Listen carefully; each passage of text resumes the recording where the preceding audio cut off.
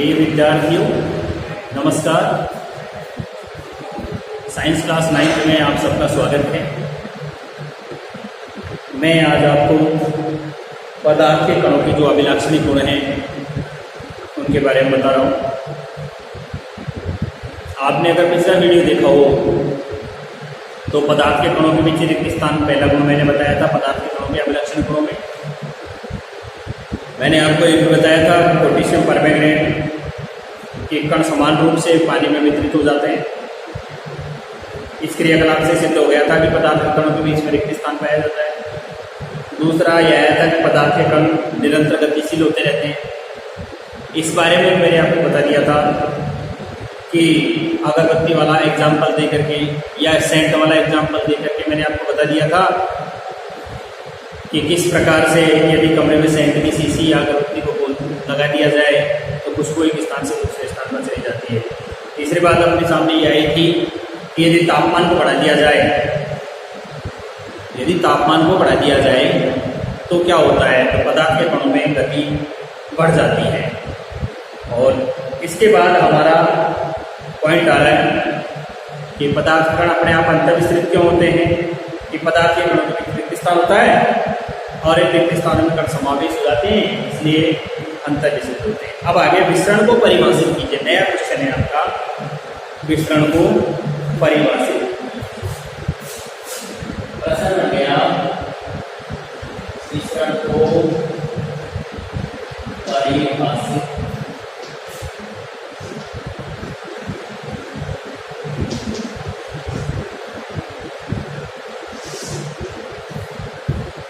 विसरण को क्या कीजिए, परिभाषित कीजिए। नया प्रश्न आ गया हमारा कि आप इसको परिभाषित कीजिए, विसरण को परिभाषित कीजिए। अब देखिए विसरण को परिभाषित करने मैंने उस दिन भी आपको बताया था कि दो विभिन्न पदार्थों के कणों का दो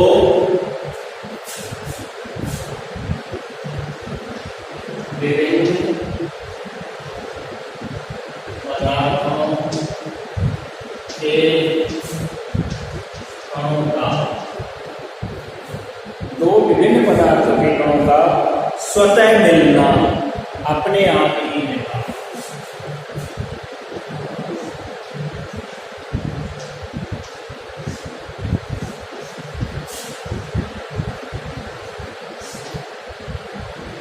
स्वतः मिलना ही मिश्रण कहलाता है। अब यहाँ तात्पर्य आ गया कि दो विभिन्न पदार्थों के कणों का स्वतः मिलना ही क्या कहलाएगा, विसरण कहलाएगा। लेकिन बात हमारे सामने एक आती है, क्या ये बात हमारे सामने कि विसरण में गैसीय पदार्थ ही अधिक सांद्रता से कम सांद्रता की ओर गति करते हैं। इसमें अधिक सांद्रता से कम सांद्रता की ओर बहना होता है। इसमें गैसीय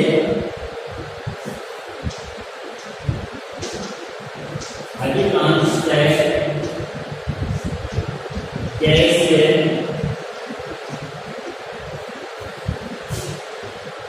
पदार्थों का अधिक सांद्रता से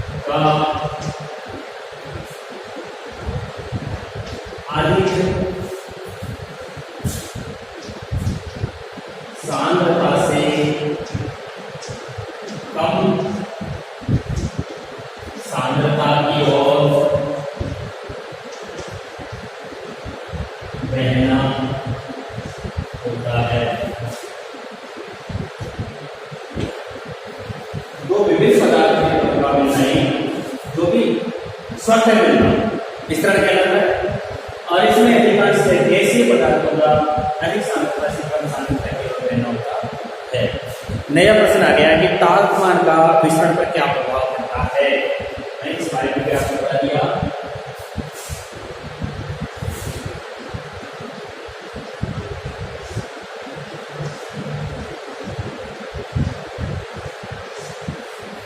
तापमान का विसरण पर क्या प्रभाव पड़ता है।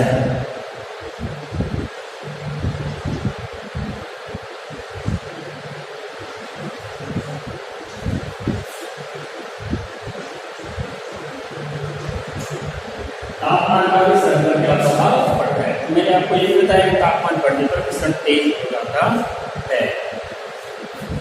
उत्तर में आ जाएगा आपका कि तापमान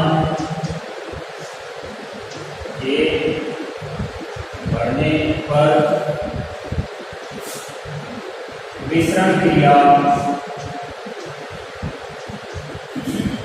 तेज हो जाती है।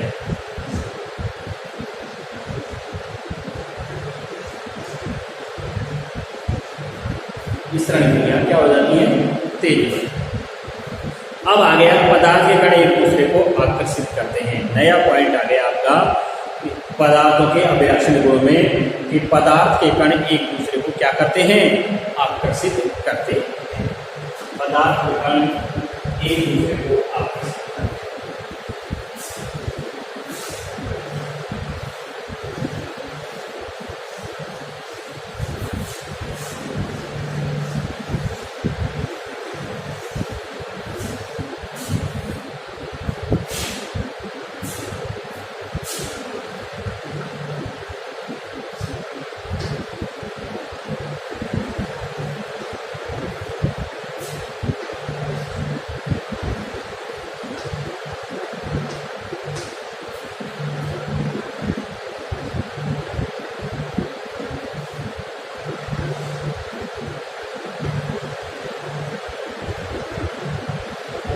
एक दूसरे को क्या करते हैं? आकर्षित करते हैं। नया पॉइंट देखिए, इसमें मैं आपको ये बताना चाहूंगा कि एक लोहे की कील ली, एक चौक का टुकड़ा ले लिया और एक रबड़ बैंड लेकर के हमने इस पर हथौड़े का प्रहार किया। क्या किया हमने? हथौड़े का प्रहार किया और हमने इसे काट कर, खींच कर भंगुर करने का प्रयास किया, तोड़ने का प्रयास किया। क्या इनमें से हम कौन सी चीज को तोड़ पाएंगे बताओ?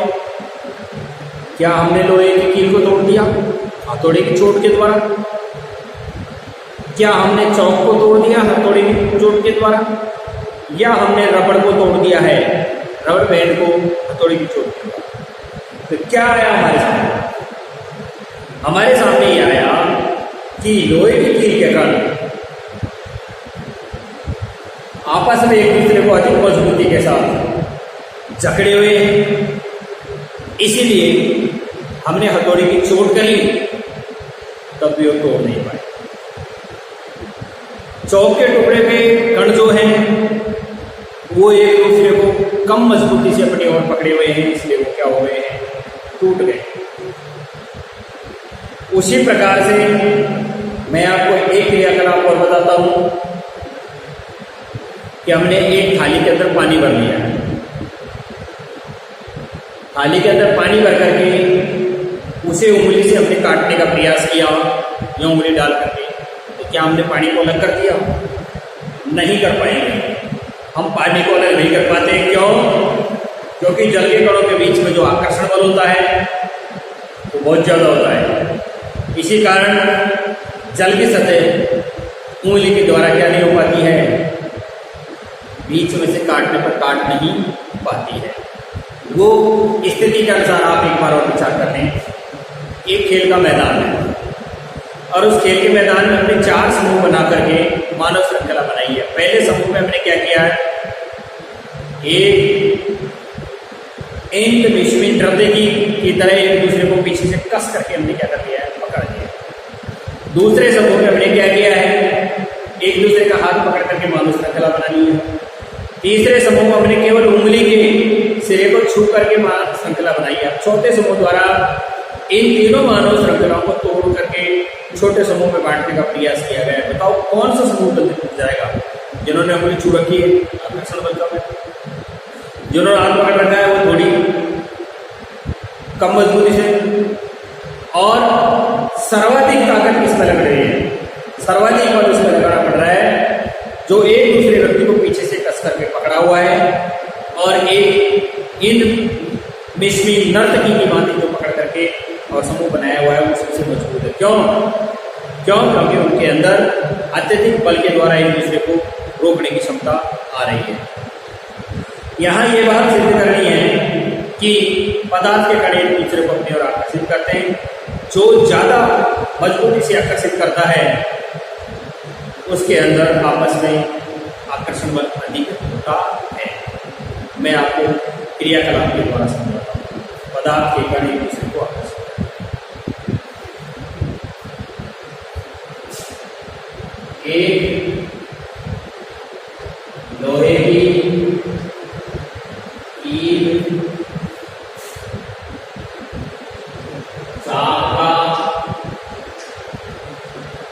टुकड़ा तथा रबर बैंड लेकर उसे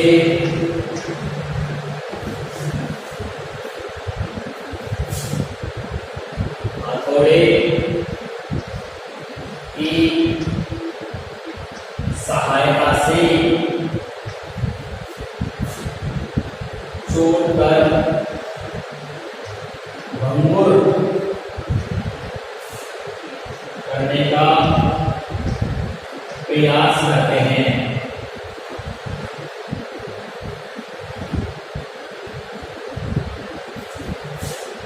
हम देखते हैं कि लोहे की ईंट को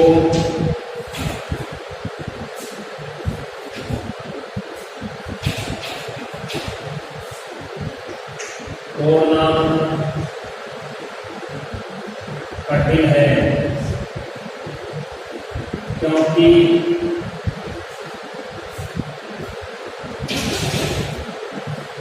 लोहे के कण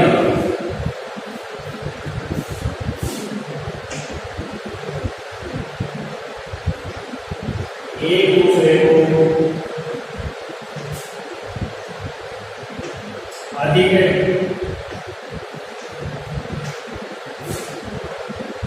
आकर्षण बल के द्वारा जकड़े हुए हैं।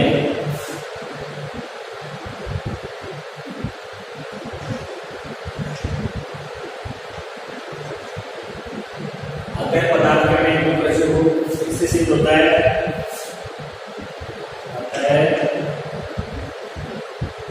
सिद्ध होता है कि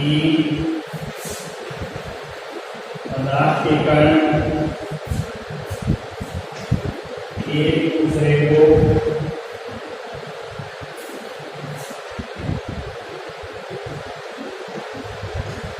आकर्षित करते हैं।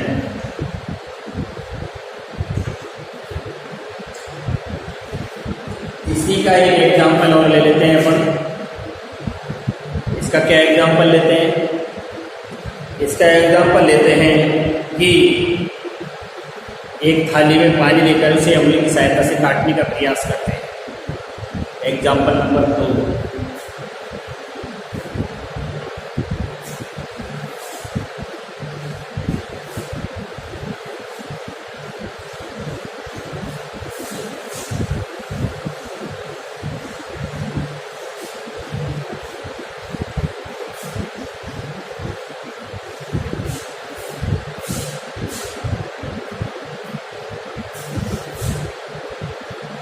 एक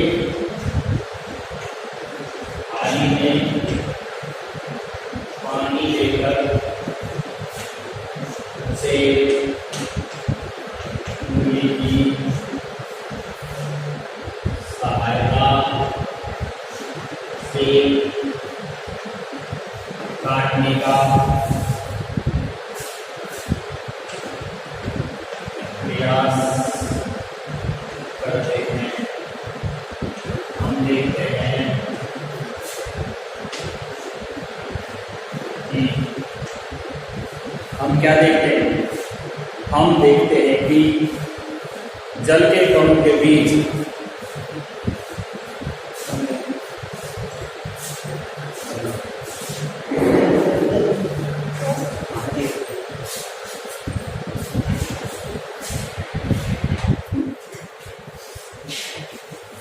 मैं आपको बता रहा था कि एक थाली में पानी भरिए और उस पानी को उंगली की सहायता से काटने का प्रयास कीजिए। एक थाली में पानी भरिए तथा उसे उंगली की सहायता से काटने का प्रयास कीजिए। हम देखते हैं कि हम क्या नहीं कर पाएंगे, जल को नहीं काट पाएंगे। हम देखते हैं कि हम जल को नहीं काट पाते हैं, क्योंकि जल के कणों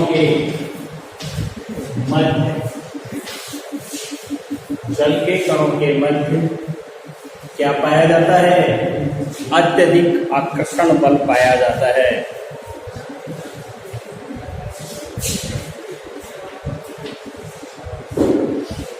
आकर्षण बल अधिक होता है, इसलिए जल की धार को या पानी थाली में भरे हुए पानी को काटना मुश्किल होता है। इसलिए जल की धार या थाली में भरे हुए पानी को उंगली की सहायता से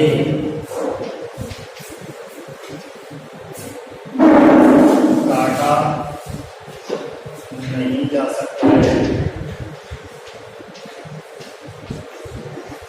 ये आपका प्रश्न हो गया है। कौन सा प्रश्न हुआ है आपका कि जल के कण या पदार्थ के कण एक दूसरे को क्या करते हैं? आकर्षित करते हैं। ये बात आपकी यहाँ तक हो गई है। अब इससे संबंधित आपके सामने कुछ प्रश्न आ रहे हैं कि स्विमिंग पूल के अंदर, स्विमिंग पूल होता है, उस स्विमिंग पूल के अंदर गोताखोर पानी काट पाता है, इससे पदार्थ का कौन सा गुण परीक्षित होता है? इसी के अपोजिट प्रश्न बन करके आपके सामने आ गया है कि स्विमिंग पूल के अंदर गोताखोर, यहाँ तो पानी कट नहीं रहा है, लेकिन स्विमिंग पूल में पानी कट जाता है। क्यों कट जाता है? तो इसी से संबंधित प्रश्न है।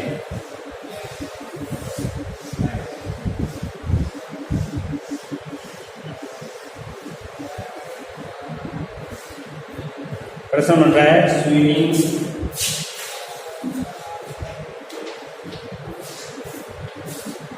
में गोताखोर पानी क्या कर देता है? काट पाता है।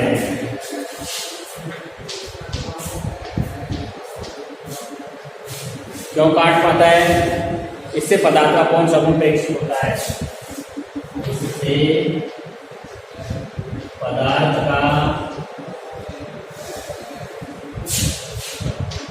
कौन सा गुण परीक्षित होता है? प्रश्न आया था कि थाली से भरे हुए पानी में वो उंगली से हम जल की धार को या जल को काट नहीं पाते, परंतु गोताखोर क्यों काट देता है? हमारे सामने प्रश्न ये आ रहा है। तो इसी प्रश्न के उत्तर में हम देख रहे हैं कि स्विमिंग पूल के पानी में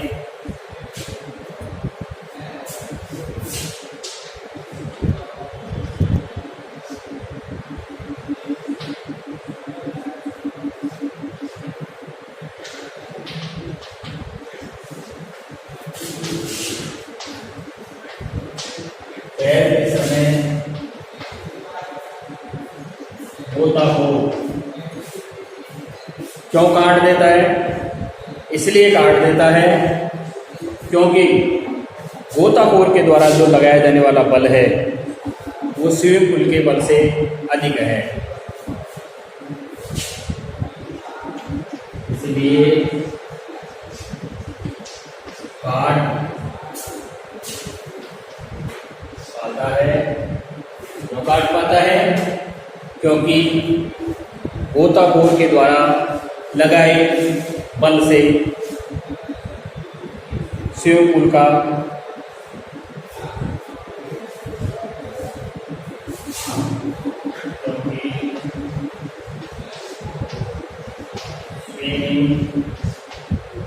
पूल के जल कणों का आकर्षण बल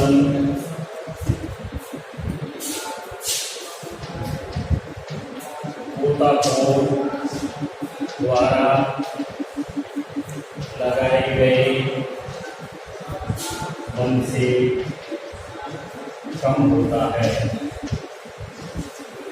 इसीलिए क्या कर पाता है गोताखोर, जिसके कारण गोताखोर पानी को काट देता है। इसलिए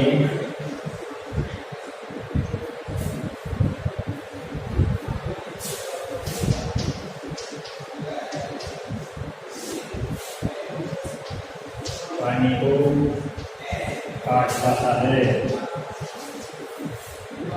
इसके पश्चात आपका एक प्रश्न और लिखवा देता हूं, पदार्थ के कणों की क्या विशेषता होती है। बस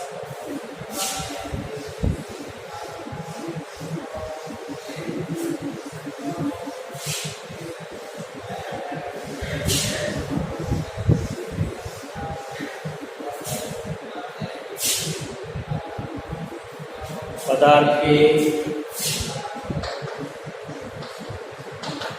कणों की क्या विशेषता होती है। देखिए पदार्थ के कणों की विशेषताओं में पहली विशेषता है, आप लिखेंगे कि पदार्थ के कणों के बीच रिक्त स्थान होता है। पदार्थ के कणों के मध्य रिक्त स्थान होता है। पहला तो ये हो गया। दूसरा आपका हो गया है कि पदार्थ के कण निरंतर गतिशील होते हैं। पदार्थ के कण निरंतर गतिशील होते हैं। और तीसरा हो गया पदार्थ के कणों के मध्य मजबूत आकर्षण बल पाया जाता है। पदार्थ के कणों के मध्य आकर्षण बल पाया जाता है। ये पदार्थ के कणों की तीन विशेषताएं हैं। इन तीन विशेषताओं के साथ ही मैं आपको आगे बताना चाहूँगा।